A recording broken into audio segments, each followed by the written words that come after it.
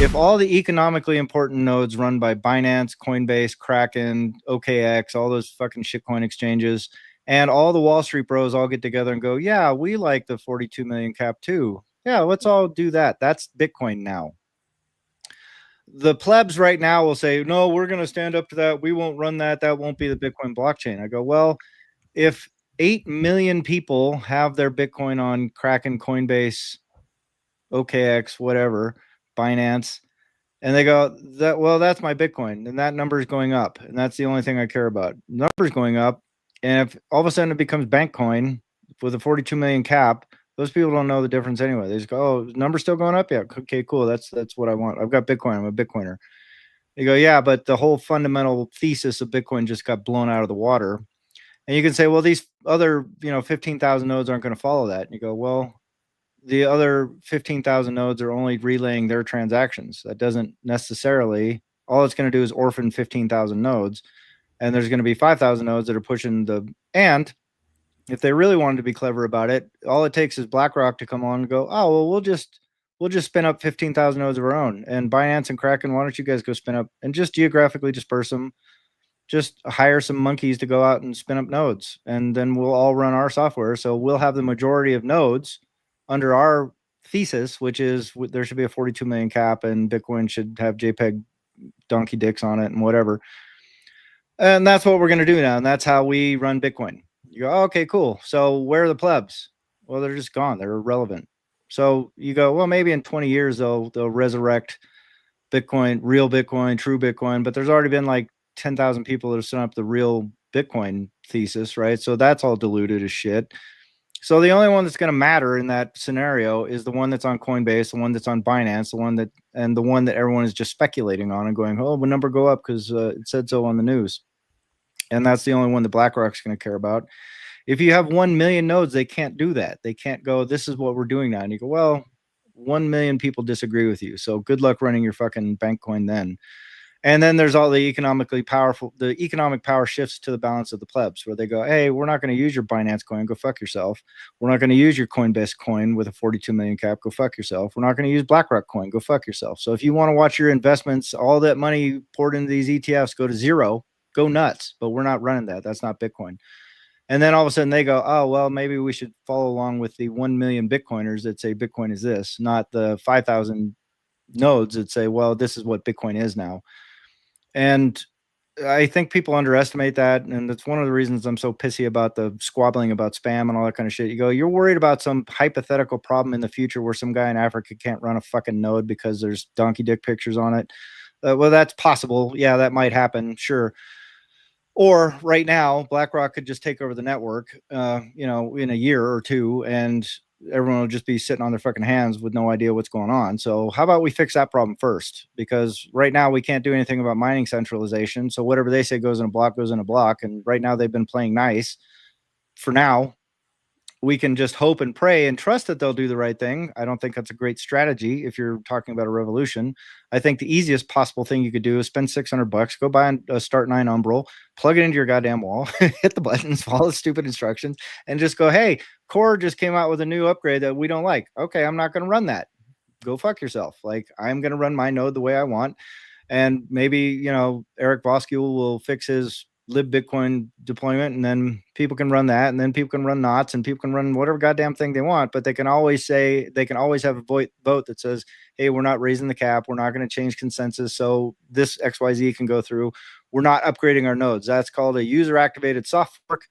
And if there aren't enough users, the user activated soft fork doesn't work. So there's my 5-minute speech on why it's so freaking important for people to run nodes and why people sitting on that is like a catastrophically bad idea. Yeah. When Bitcoin, I mean, super hot, Johnny noticed, awesome rant, straight on target. I totally agree. As Bitcoin Core, say version 30 comes out and all these changes and stuff, it'll be interesting to kind of see what adoption rate on versions of Core or different versions of a node, how they propagate or how the adoption occurs, and kind of, what I see is that a lot of nodes out there have not upgraded in a long time. Mm-hmm. Like they got going, they're running, they're just running because they work and they're not like upgrading. When Core 30 comes out, or as knots kind of grows in share, it's curious to see who is running what, and all the discussion about that I think is good and important. Even though I'm not going to evangelize hanging your hat on one particular prescription or another, but we'll see how the adoption shifts over time. What I kind of like to see is, I guess if you call it ossification of who is running nodes out there, is that other than knots having grown, you see a lot of old core not upgrading. Right. And I think that's maybe good. But yeah, who's to say companies, BlackRock, TradFi Bros, or whatever, you start seeing a whole bunch of new nodes spinning up where you might see it coming like, oh, shit's going on. There's new nodes coming on board and they're all running Core 30 now or something, you know? Well, I would point out, like, if you read the prospectus from BlackRock's ETF, it says right in there, like, we decide what Bitcoin is. Like, we decide what. Yeah. And you go, and so all the Bitcoiners say, no, you don't. You don't get to pick. The nodes get to pick, right? And I go, well, there's only 20,000 nodes. If you can't do math, that's a pretty simple math problem to figure out, right? So, and the thing is people look at BlackRock and they go, it's a behemoth. It's trying to gobble up everything in the world. But BlackRock is a financial entity and they're very conservative by nature, right? And they don't give a shit about the knots, spam, whatever debate. They could give a flying hoot about that. What I can almost guarantee you is if knots gets to some certain saturation point, BlackRock is not going to go, yeah, we're against spam too, because we're ethical Bitcoiners and we care about what happens, what goes on the blockchain. They go, we don't give a shit about any of this stuff. We sold our clients a few $1 trillion worth of Bitcoin based on core. So we're going to stick with the core reference. That is Bitcoin as far as we're concerned, period. Like, you guys can knots all you want. We run core and we decide what Bitcoin is for our clients. Our clients just happen to wield enormous economic power. And we also have a lot of economic influence. Like, we can just go to our buddies in Congress and go, hey, you go and threaten every single exchange in the world with a DOJ compliance thing, or you're going to shut them down or you're going to sue them unless they run this implementation of our Bitcoin, because that's what we sold to our clients. What do you think Binance is going to do? They go, no, we're ethical Bitcoiners. We care about spam and monetary use case. Like, they don't give a shit about any of that stuff, dude. And especially if they're facing a DOJ investigation, or they're facing getting censured, or they're facing OFAC compliance issues and all this kind of stuff. And BlackRock is sitting there going, like, either you push this or I'm going to make sure you don't get voted in next year. So there's, we are dealing with some extraordinarily powerful people right now. And people are just sitting on their hands and sleeping on it. I go, dude, run a fucking node, man. Like, I'm sorry. Like, if you aren't willing to do that little thing to defend yourself against BlackRock and Fidelity and State Street and the US DOJ and the CIA and all the intelligence agencies around the world, they're all going to be coming in to try and figure out how to control this goddamn thing called Bitcoin. I go, well, then you're not really serious about this. It's so important. And I really hope people hear this message and take it to heart and go, like, yeah, okay, I'll go spin up a note. Like, I'll spend the $600. And, like we were just talking about offline, like, we sell a MicroSeed, we sell little things so you can stamp your seed phrase. And I go, yeah, it's great. I think you should protect your seed phrase. I agree with you 1000%. Take self-custody of your Bitcoin. If they can just take it from you, that's a bad idea.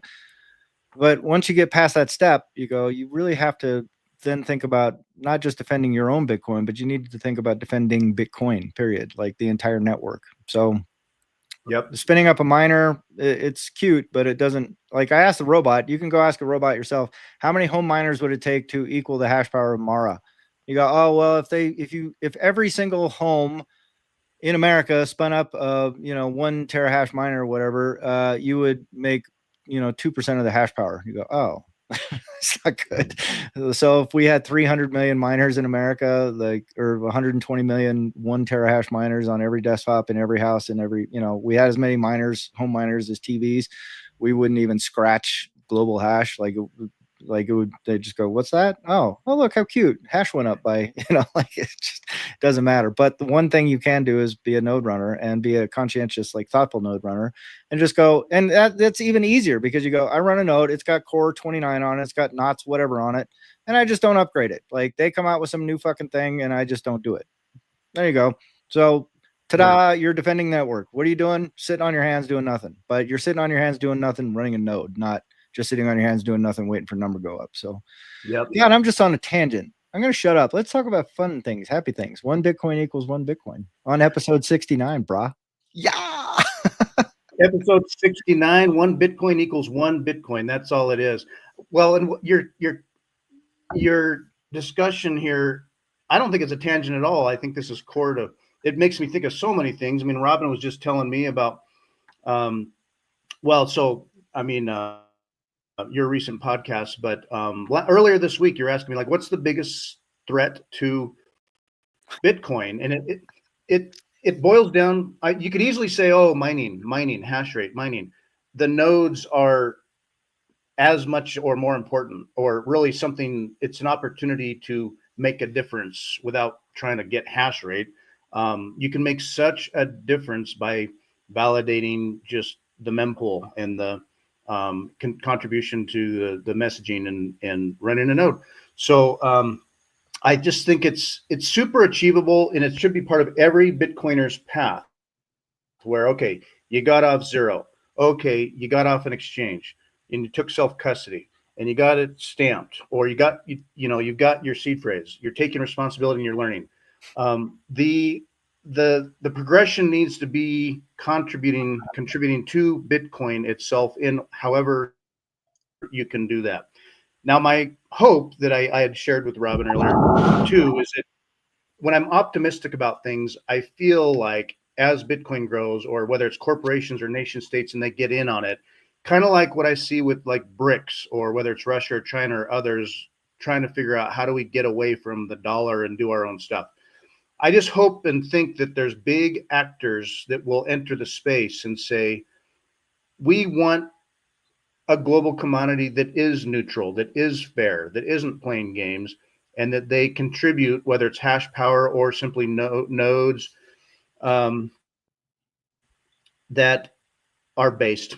I just hope they are, and that these could be various countries or other corporations throughout the world that get in on it, but don't have a big agenda other than we want this to work and to be free. I don't know. That's my hope.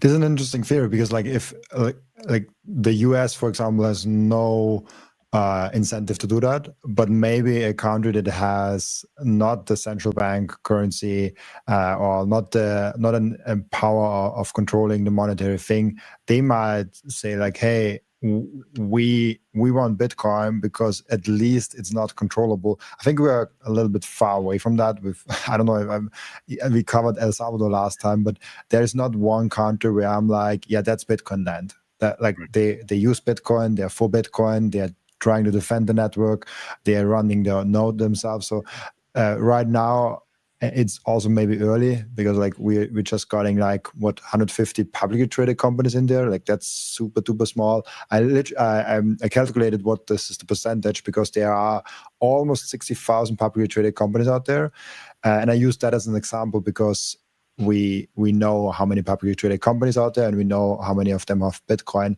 It's 0.3% of publicly traded companies that have some Bitcoin exposure. And I'm like, yeah, we haven't even started. We haven't even got 1%. And those 0.3% also don't have a lot. Like there's Strategy that has a lot, but then there's Tesla. They have 10,000. It is a lot of Bitcoin, but it's not a lot of Bitcoin for them. Right. So then it's like, oh, when does nation states come in? Yeah, a lot later. When do we have a nation state that actually does similar things than Strategy does for publicly traded companies? And Strategy, as far as I know, they don't. Do they run nodes? Do we have? Oh yeah, 100%. I mean, if they weren't running their own nodes, I would think they would be absolute baboons, right? Like you know. We have 50,000 Bitcoin, and we just trust it to Coinbase. Like, I don't know, maybe, but if they weren't running nodes, I'd be shocked. Yeah, but the thing I meant was like, do they run nodes to just like see for themselves, or do they actually to defend the network? Oh yeah, that's a great question. That I don't know. Like, and that's the thing, is we don't know the motivations of anybody in the space, right? Yeah. So and I put that down to like even Cora Knots. We don't know what their motivations are. We know what they say. We don't know what they really mean or what they're really doing or why they're doing it. Like you can never know somebody's why. You can always, all you can look at is their actions and what they're up to, right? And then try and extrapolate from that intention. But these big players, like I just find it very, very difficult to believe. I think it's highly implausible that someone like BlackRock came along and said, hey, we're going to launch this thing. We're going to have trillions of dollars flow into it, and we don't understand it. Like that just sounds like a preposterous statement to me, right? It strains credulity, right? So I think they understand it on a very deep level, and probably as deep, if not deeper, than the devs at Core and the devs at Knots. And I think they're at least at that level. And some wing of them, like their traders, don't fucking know or understand. They just go, "Hey, boss said we're selling this shit now. Let's go sell this shit." Right? That's all they're doing. But the people above that, they had to think about it before they're going to put a couple trillion on the line and their reputation to go, hey. And so it also strains credulity to think, well, they're just going to trust a bunch of like basement dwellers, like nasal, guys that are picking their belly button and sniffing it, that are also running the code. They go, that's those are the guys we're going to trust our multi-trillion-dollar investment to. Like, nope. They've ironed out a lot of angles. What I guess I'm getting at is like, if I've thought about this stuff, me, just some dude, I certainly can't imagine they didn't think of all the things I'm thinking about, right? Like you go, is it possible that I'm just such a genius in the space that I can look at this thing and go, hey, here's some holes in the logic. And they just went, nope, we didn't even think about any of that stuff. Wow, we should call this Daniel White guy because he seems to have figured out this node thing, and we didn't even think about any of this stuff. We're just BlackRock. Like, I don't think that's plausible. I don't think that makes any sense. But what do I know? I'm just some guy in a hat with a thing behind me. And isn't their ETF relying on Coinbase? Or I see, these companies that are so big and prominent with big volumes of, money moving around, and they're relying on Coinbase? Yeah. I mean, a human thumb. Like that guy has a human thumb. Like, just look at him. Brian Armstrong looks like a thumb. Fuck that guy. It is interesting on X and, online, the Bitcoin Twitter stuff. As the fiat price has slid downward a bit lately, and sadly, I'm all out of dry powder. I feel like some people just want number to go up. Some people are like happy to have a dip that you can buy. And it's interesting in the discussion around Bitcoin, a lot of people that I'll follow, like that I'll consider hardcore Bitcoiners, all in on Bitcoin, raw Bitcoin. And it's when number goes up, it's easy to be all pro Bitcoin, whatever. And when number goes down, you also see strong narratives that remain fiat. Right. And so even, plenty of Bitcoiners I respect, and it's like they're stuck on the number priced in dollars usually or whatever. But it's like, wait. This is when we converse about 1 BTC equals 1 BTC. For me, it's I feel both good and FOMO when the price goes up. When it goes down, I'll also feel sort of like, but also FOMO because it's an opportunity, because 1 BTC equals 1 BTC. Anyway, it's interesting to see the narratives online so focused around fiat sometimes, when we need to be talking about the importance of, like we said, self-custody, run a node, spend and replace, the core things, how we protect Bitcoin. Yeah, I agree. But I think there's a natural journey. Like most of people come in because of number crop technology. There's like most of people like, oh wow, yeah, that's a shiny thing that goes up to 100K. Maybe it goes to 1 million. Oh yeah, like those podcasts talk about $1 million. Then they're like, oh yeah, like let's get some. And then the whole education, the learning journey starts, and then oh yeah, those people also talk about running their own node and doing self-custody. What the heck is that? Like, I've never heard about that. So I wouldn't underestimate the shiny marketing of Bitcoin number crop technology and talking about that number crop technology, because it brings new people in. It's just our responsibility to make very sure that we talk about the other stuff as well. Like you shouldn't focus on only one thing. And I think we have a good setup. If you think about 2016 or 17, how many Bitcoin only channels were there? Like none. Right. There were like 2-3 people maybe talking about that. I think it started around like 2020, 2019, where like the first Bitcoin only or Bitcoin focused shows started, and now it's like there's like hundreds of them, maybe even thousands, I don't know, but there's like many shows and speakers and people that are focused solely on Bitcoin. So my point is like we need those shiny things that drag people in, because most people didn't came for, oh yeah, I want to be independent from my bank, because I can I don't know, maybe it's because in Austria, like the banking system up until now works, but most people are very trusting in the institutions. There was, just 2 weeks ago, there was a study done by how much do you trust the institutions in Austria? And I was shocked. I was like, why do you guys trust? Like, okay, they didn't screw up in a big way, maybe the last like 20-30 years, but why? Right. So they can screw up. And just one small note on the other thing on BlackRock. I remember really darkly, like just a little bit, that there was 2016, I think, the first starting of BlackRock investigating Bitcoin and digital assets in general. I think I heard that there was some news piece where the head of digital assets came out and said, hey, we actually already started that research phase in 2016. And this sounds like an realistic timeline, like they started the ETF 8 years later after they started the research. But yeah, like 100% sure. But then there's also this interesting thing. I jump from different topics now, but you guys heard about that Harvard economics professor, right? Like we talked about that last week. Oh God, that's amazing. I wasn't there for that. And this is amazing because his employer bought Bitcoin. Like Harvard bought Bitcoin, and he's like, oh, yeah, it's still nothing. Like, Right. It could still go down to 100. Right. And like, if more happens, like, oh, it's still like it's a million. Yeah, like, but it's almost nothing's like changed. It still has no intrinsic value. Nothing's changed. Yeah.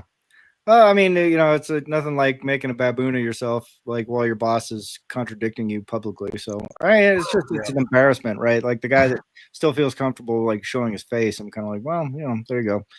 But I mean, he's made a living off being a guy that, peddles a shit theory on money, right? So it's kind of whatever. Keynesian economics. The old Thank you, Johnny. Yeah, I mean, I agree with you, man. Like you're absolutely right. It's because we were all raised in the fiat system, 1000%, and people can't see any other way to do things. So it doesn't surprise me. As I'm listening to you guys talk, like I kind of go, I mean, if you put any stock in the Pareto principle, and the Pareto principle says that things will sort of naturally coalesce to like a 20-80 split. Like and Pareto, his original thing was like 20% of the people own 80% of the land, right? But oddly enough, if you look around throughout the universe, those numbers seem to come around. Like 20% of your problem, or like 80% of your problems come from 20% of your users, or 80% of the people don't do the work and 20% of the people do the work, or et cetera, et cetera, et cetera. So if you just kind of break that down as a split, you go, okay, well, we've got a bunch of people coming in for the shiny object. Great. 80% of them will never get it, will never go any further than just, number go up, it's on Coinbase, I'm happy, I got some Bitcoin and I got some Dogecoin and I'm a crypto guy, whatever, right? But 20% of them have the capacity, the capability, the understanding to appreciate this on a deeper level. And those are the people that we need to talk to, not the 80%. I love that the 80% are there and they're helping support the network by, driving the number up and making it an even shinier thing for people to come get attracted to. But once we get the people that are attracted to the shiny thing, we need people like us to come along and go, because we're probably all attracted by the shiny thing too. We go, okay, this is a shiny thing. Let's see what's up. And we spent the time to learn about it. And we went, oh, this is a bigger thing than this. And then you go deeper and deeper down the rabbit hole. And so let's say even the 20% that get down the rabbit hole far enough to go sound money and, that kind of stuff, like to get to the Safadine level, you go, okay, well, we need the 20% of those people to now get down to the, to this level of like, oh, It's not just number go up. It's not just sound money. It's not just the Bitcoin standard. It's like, oh, we need to run nodes. We need to defend the network. And I think if we got the 20% of the shiny object people down to the 20% of the people that get into sound money, we would have 1 million nodes like right now. You know what I'm saying? So I think it's just a messaging problem at this point. But yeah, but like if you're battling the fiat system and people grew up in a fiat system and things like that, and you've got like the Harvard economics guy who's like, that's a trustworthy person, right? Like you go, oh, but people always look for expertise. And so he's an expert, quote unquote. So of course people default to what the experts say. We just need to convey to people that we're the experts and we know what's best for us, which all of us collectively in Bitcoin, you know. Thank you for watching this video. This is just a short clip from our full episode. So if you'd like to enjoy more entertaining wisdom found in our podcasts in their full context, just click a link in the corner. We are always sharing our big ideas on Bitcoin Liberty Live.